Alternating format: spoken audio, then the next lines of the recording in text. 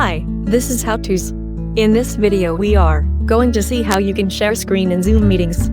Step 1. To share screen in Zoom, you need to first join Zoom meeting. Join or start a Zoom meeting on any platform like Mac, Windows, Android, and iPhone. Step 2. After joining the Zoom meeting, click or tap the share screen icon at the bottom of your screen. You'll see this in the bottom center of your screen. In case you don't see it, click or tap the screen to bring up the icon row. Step 3. When you click on Share Screen, you will see 3 options at the top: Basic, Advanced, and Files. On the Basic option, you can share either your entire screen,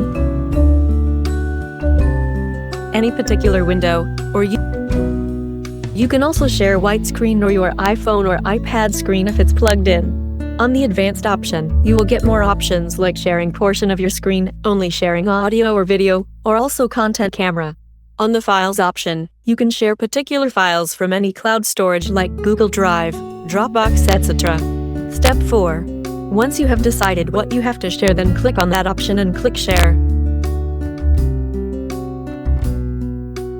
Step 5. After sharing, if you want to end the screen share, then click on Stop Share option. Thank you.